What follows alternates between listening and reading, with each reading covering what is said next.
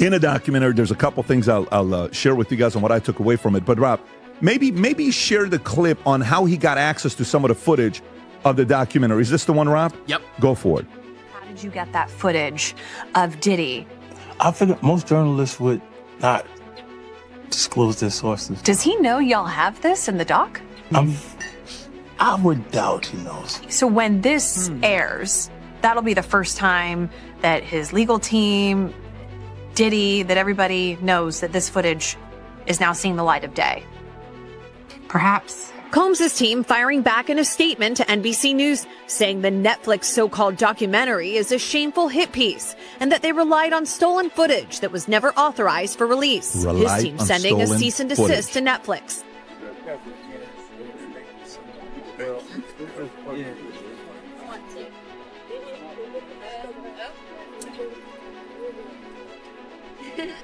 Bishop Jakes was at a Diddy party. There could only be two reasons. In 50 Cent's new documentary, the silence speaks louder than any accusation. For years, names like Diddy and T.D. Jakes moved through separate worlds. Music, faith, influence, rarely questioned in the same breath. But when power operates across institutions, truth doesn't disappear, it waits. What remained hidden was not a single act, but a system that rewarded proximity, protected reputation, and taught everyone nearby that silence was safer than clarity. And when that silence finally cracks, the real question isn't what happened. It's how long it was allowed to continue. Pulled me to himself, wrapped his arms around me and tried to kiss me. And in that moment, I literally died. To many in the religious community, Bishop T.D. Jakes has been a spiritual advisor to presidents and a religious voice to thousands. Because, the Honorable Minister Louis Farrakhan has prepared us for his departure for many decades. And many people, if you wrongly idol worship someone, you could have a void. Real life.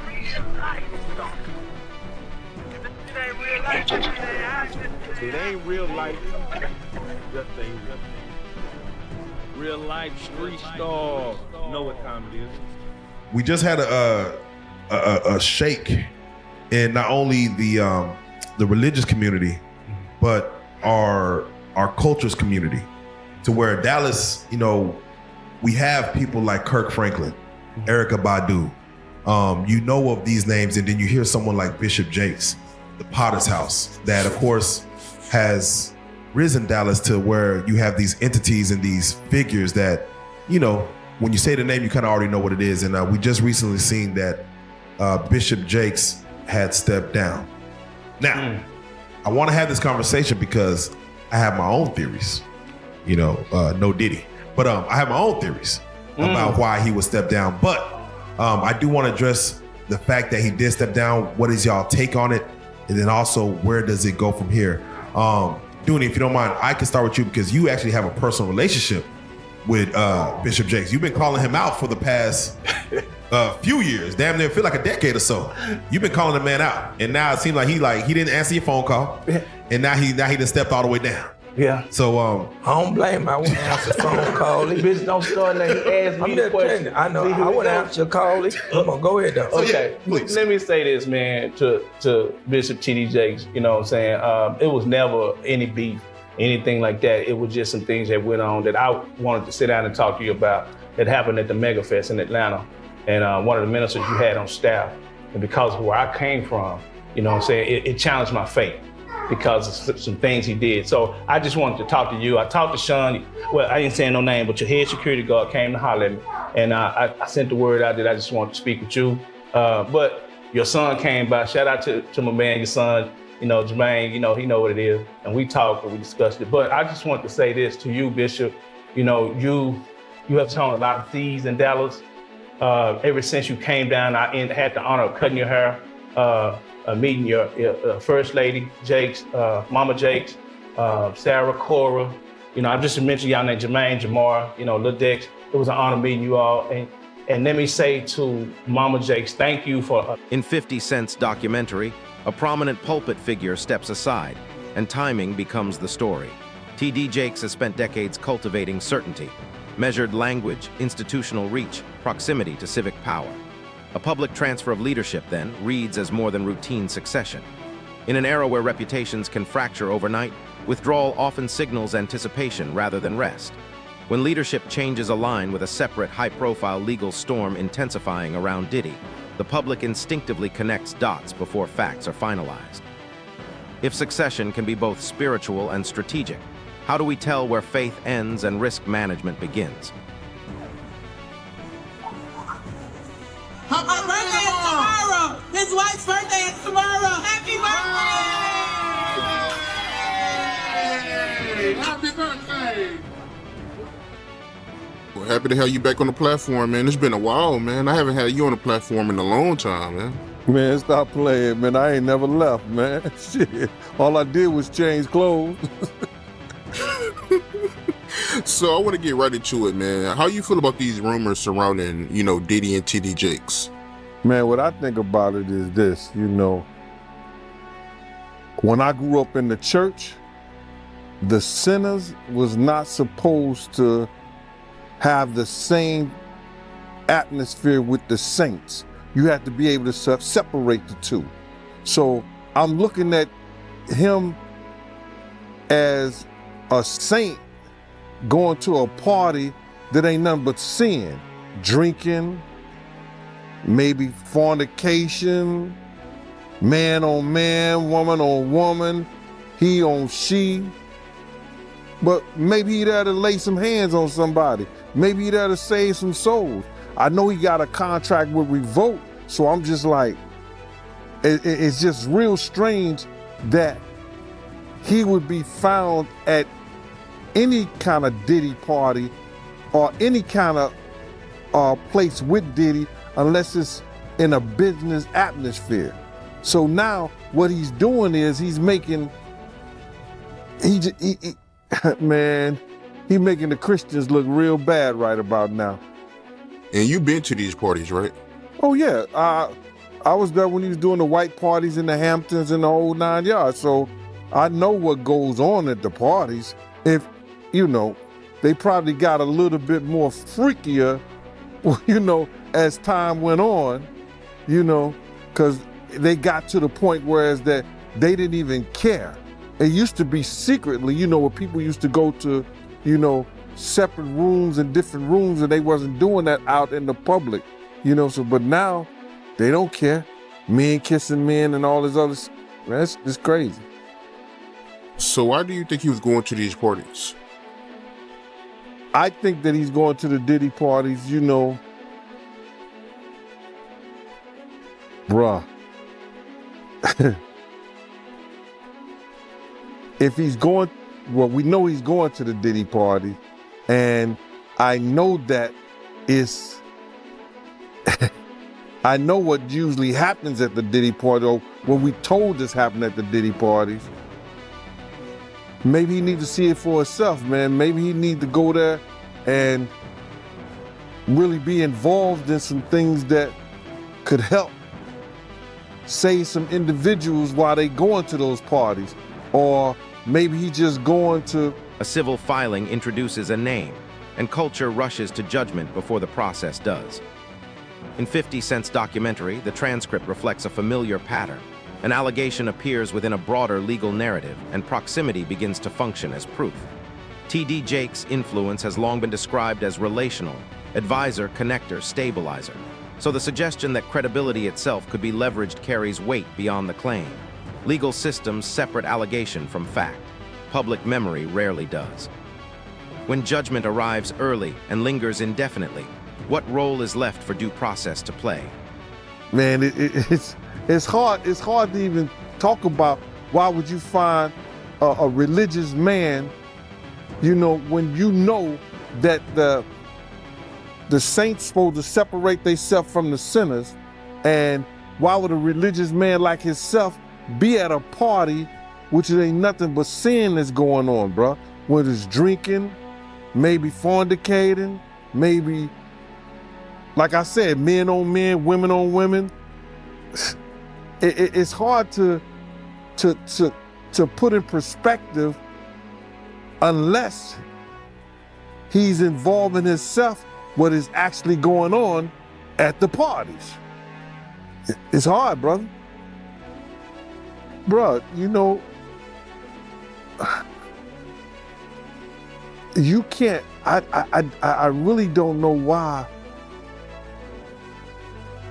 as a spiritual advisor to him, that they buddy while he got a party with him like that and be at his parties. It's got to be, maybe it's something more that meets the eye. You know, I don't know.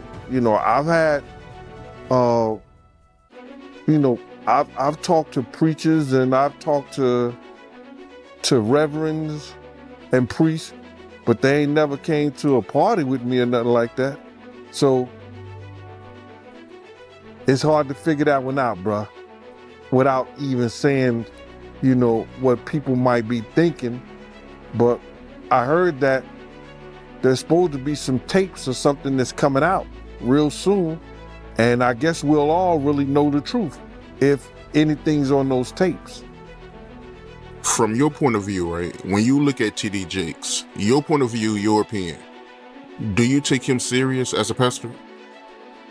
Do I take him serious? That's not my type of pastor. You know, you got to look at a person's household, and if your household is not in order, you understand, how you going to help somebody else get their house in order? You know, one of his sons got arrested, you know, some years ago in Dallas, you know, allegedly for being found in a park where a bunch of people that are homosexuals hang out and indulge in sexual activity. And I heard his two sons, which are not his biological sons, both of them are from that LGBT community. Now, how you gonna help me straighten out my house? And to me, your house ain't in order. Not saying that something is wrong with them being and choosing that lifestyle, but something is wrong with them choosing that lifestyle, being in a household with a reverend. The central issue in 50 Cent's documentary isn't what happened at a party, but what power can purchase afterward. The transcript repeatedly returns to a quiet idea, that moral authority can soften scandal, that money and legitimacy can circulate together, and that the right association can delay consequence. This isn't unique to Diddy or T.D. Jakes. It reflects a system where institutions unintentionally become filters for accountability. If reputation can be engineered like a campaign, what does responsibility look like when trust itself becomes the commodity? Know that he was forcing her. Obviously, the government is presenting this as Diddy coercing her to stay in this relationship, to continue doing these freak-offs, even though she has said she didn't want to. But how much of that did she share with Diddy? Did he know that he was coercing her into this? Because that's what the whole sex trafficking charge is going to come down to. So one of the text messages after a hotel night that they had together, remember, hotel nights is what Jane refers to it. Cassie called them freak-offs, but these are their parties with male escorts. So after this one, this was in August of 2022, she wrote to him, "That was so much fun, baby. My love for you is unconditional and for life." She's referring to that particular freak-off that they had had. And she also talks about Paul. Paul is the guy that yesterday she said that their nickname for him was Shaq. She was Kobe and Diddy was Jordan, and they were the trifecta. So she is addressing the fact that she really enjoyed their encounters with Paul. But while Diddy's defense is trying to make it sound like, look, she was so into this. She loved having Paul. She asked for Paul. She wanted to clarify this. She said, if I had to do what I had to do, at least there was somebody who had a warm energy about them. So yes, she is saying positive things and had positive feelings about Paul, but she's saying, I'm only doing this because this is, at least I have an option here. She would prefer to not have the hotel nights at all, but she felt like these were the circumstances of the terms and conditions, as she put it yesterday, of this relationship. She said, if I see him, Diddy, there is a request for a hotel night. So I'm just adapting to my circumstances. I'm adapting to my environment. So yes, there were moments when I suggest or organize these things under the pressures of my lover. Yes. I think that's the key thing there. She says, under the pressures of my lover. So she certainly feels pressured to do this. Does Diddy know that he's pressuring her? That is the. A personal account enters the record, and its impact comes from power imbalance rather than detail. In 50 Cent's documentary, the narrative describes emotional access, mentorship, affirmation, closeness, followed by an alleged violation that reframes intimacy as leverage. Even as an allegation, the implication travels fast because it mirrors a broader pattern, authority converting vulnerability into compliance. Communities built on spiritual safety are destabilized not by accusation alone, but by the possibility that trust itself was weaponized. If faith leadership rests on moral clarity, how much ambiguity can it absorb before it breaks? News out of Dallas. A megachurch founder and pastor, T.D. Jakes of the Potter's House. His ex-son-in-law claims that T.D. Jakes used him. Richard Brandon Coleman is the ex-husband of T.D. Jakes' daughter, Cora Jakes. An attorney representing Coleman says that Coleman now claims, along with other unnamed males, they claim to have credible allegations against the Potter's House founder, T.D. Jakes, of grooming, assault, sexting, and transporting them across state lines. Richard Brandon Coleman, 36 years old, also known by his stage name Ski Ventura, is serving time in a Texas prison for aggravated assault of a child and indecency with a child. Cora Jakes announced her divorce from Coleman in January 2022, shortly before his crimes became public, after they'd been married for about 10 years, and they have 2 adopted children. The attorney representing Coleman made this latest claim in a filing in the U.S. District Court for the Western District of Pennsylvania last Friday. That is part of an ongoing defamation lawsuit that Jakes launched against former pastor Dwayne Youngblood and 10 John Does in November 2024. So there's a lot of legal mess, lawsuit, drama going on, along with these new. A former prosecutor outlines the threshold where private claims become public concern. This moment matters in 50 Cent's documentary because it shifts the conversation from viral narrative to institutional standards. What can be investigated, charged, proven, or excluded? The transcript exposes a collision. Courts demand evidence while culture demands meaning. One moves slowly by design. The other accelerates without brakes. When legal truth and public belief operate on different clocks, which one ultimately defines the legacy of figures like Diddy? About to turn into like a whole nother scene, like a lost scene from Eyes Wide Shut. Like, this is looking a little weird. I mean, if Bishop Jakes was at a Diddy party, there could only be 2 reasons. Money or Real life.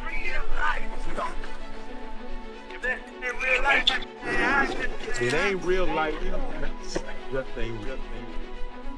Real life street star. You know what time it is. Why do you think T.D. Jakes was at Puff Daddy's birthday party?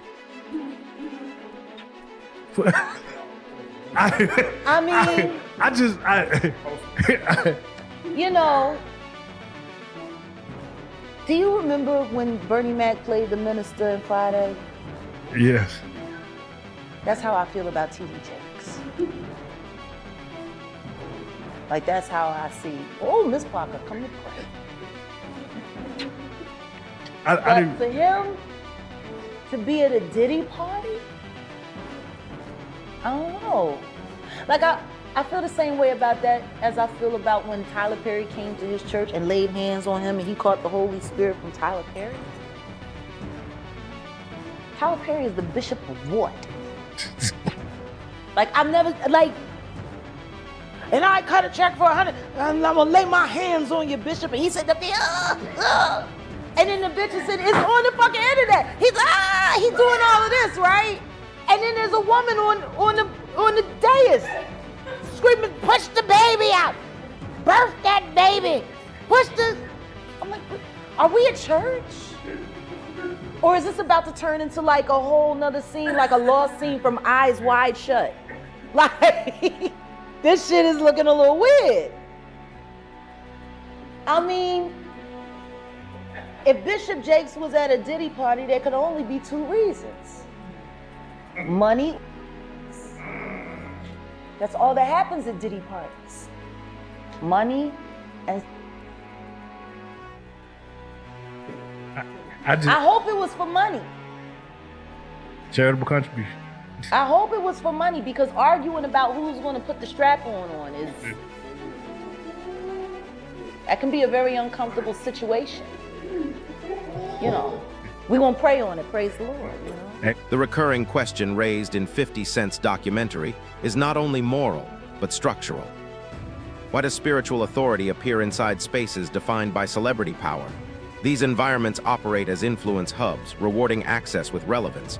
When faith and entertainment intersect between figures like T.D. Jakes and Diddy, both sides gain legitimacy and both risk delusion.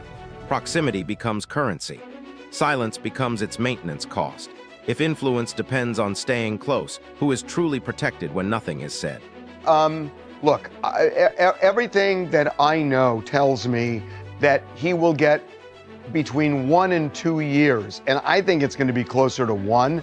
Prosecution is asking for 4. That's just not going to happen for a Mann Act violation. So if that's right, look, he wants to get the lowest he can get, and I think it's going to be between that 1 and 2 range. To get the 1, I think he's got to show the judge that he is taking his misdeed seriously. Right. And by the way, we know that even when the judge said that he was not going to let him out on bail pending sentencing, one of the things he mentioned was his violence. You know, we've seen his violence. So he knows that this is an issue for the judge. And the defense conceded it. Right. So that's something he definitely has to address. And that's what he's doing with this program. You know, Charles, he doesn't have to address it, but he is addressing it. And, you know, this might help him with regards to his sentence. Maybe the judge might sentence him to lesser time because he's working on himself. But Jamie, you know what the complication here is that he's been found not guilty on the charges that relate to drug use and domestic violence. That there was no conviction using force, fraud, or coercion in these 3 ways, and drugs. The Cassie video was off the table. The only thing he's been convicted of is taking a prostitute across state lines for the purpose of prostitution. But can't the judge consider all of the testimony in the that was presented at the trial? But the defense is going to say he was found not guilty on those things. So it's really kind of an interesting... There's that, but there's another side of this. And Jamie, you've been working on this story for 5 days now to lock this down. But what was there was one key word, one of the sources you spoke to. You remember what that word was? Yeah, redemption. Yeah, because that's the other part of this, that this is Diddy looking at my life after prison, because now that he knows he's not going to be locked away for decades, not going to be locked away for the rest of his life. He could get out this year. A lawyer withdraws, a firm steps back. In 50 Cent's documentary, these moments are framed as professional necessity, but culturally they read as forecasts. High-stakes cases involving Diddy trigger quiet recalculations. Alliances thin. Exposure is assessed. Distance becomes strategy. These exits aren't confessions, they're risk signals. When power networks reorganize only after danger becomes visible, how long was that danger considered acceptable beforehand? I don't know why they acting like they was in there looking for anything other than physical tape, because there was so many DNA samples in that house. They could have probably created a whole new race.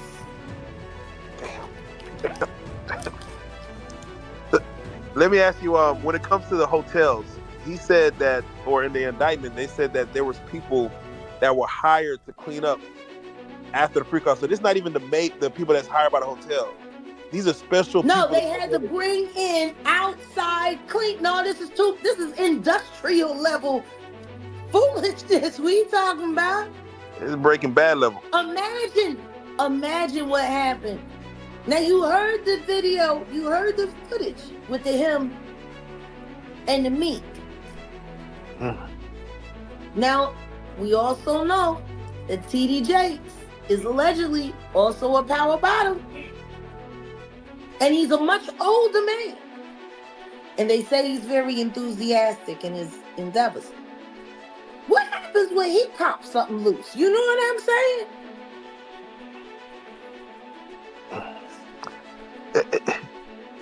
It's funny because they're mentioning sex, but they're not mentioning women. They're mentioning men as workers. Yeah. Like is that a thing where like there's a website? I mean, what? It's just wild to hear like you mentioned the You normal. never heard of Grindr? I personally have not. That is one. Why don't nobody ever talk about the fact that T.D. Jakes has an account allegedly on Grindr? Oh wow. Grindr it's been around for about 15 years now. It's pretty much where you could put a GPS in an asshole. So you go onto the app and it uses the location. And it routes you to the account of the man closest to you. And then y'all DM and you decide if you're going to do it at the 7-Eleven or do it at the gay club in the bathroom. It's a hookup site for promiscuous gay men. Wow. The Grindr. Jeez. Why would a bishop have a ghost account? Man. Yeah, let me ask you, also in the 14-page indictment. Grinding. Oh, not clips. Not clips. Grinding. Oh, baby. Not malice. Not malice. Oh. She loved the way I Diddy bop. That's what Cameron said. Yeah, we're about to go through all the lyrics again. There was an interview I was watching with, or a video I was watching with Jay-Z and Diddy from back in, I guess early 2000s. We're gonna go back and watch through all of this because I think you need to, because everything was done in your face. Yeah. They played in all of our faces. All of this stuff was done right in everyone's face. So I want you to imagine. The idea of recordings operates as power even before proof emerges. In 50 Cent's documentary, surveillance doesn't need confirmation to influence behavior. Its possibility alone can enforce silence.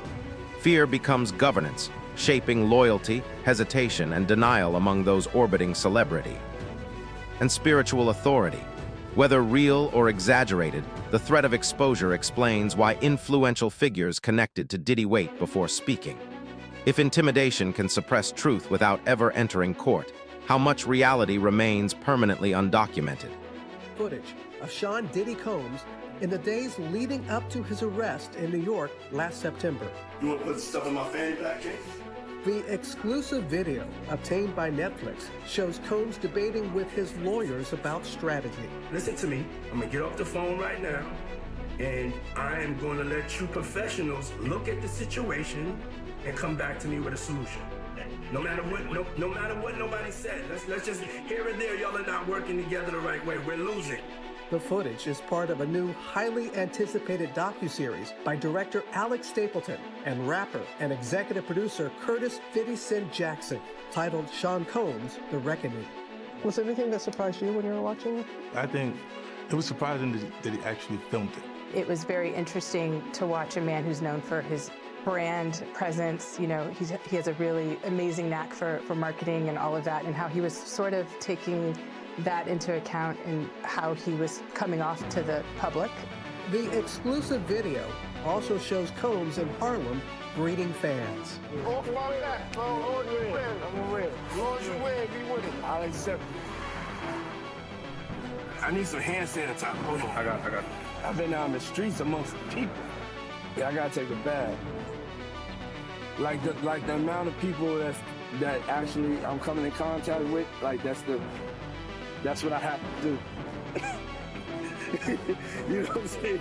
It's like 150 hugs. You're a public person as well, and there was one instance in Harlem And his reaction when those people Went away. I said, I feel like I need to wash, like I'm dirt. That was, it should show you his character. was that the reason for including it? Yeah, I mean, and what's the odds that you would do that? I felt like a coward. Like that's one of the moments where you forgot he was on tape. How do you respond to people who say that it's more about the disdain that you have for Sean Combs than it is for giving the victims a platform? What they consider a pre-existing beef, right? For 20 years, right? Is me being uncomfortable with him suggesting that he takes me shopping, or I looked at it like it was like a tester. Like maybe you'll come play with me type of thing, right?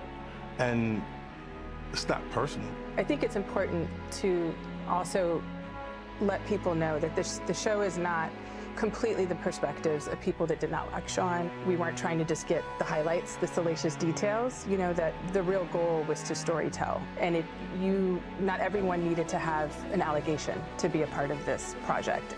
The 4-part series also features 2 jurors from Combs' trial who are speaking for the first time about how they reached their mixed verdict. 50 Cent's documentary closes without resolution by design. The line between evidence and speculation remains contested, and audiences are left to sit with discomfort as legal timelines unfold slowly. Institutions overlap. Church, celebrity, media, law, and responsibility diffuses across them all.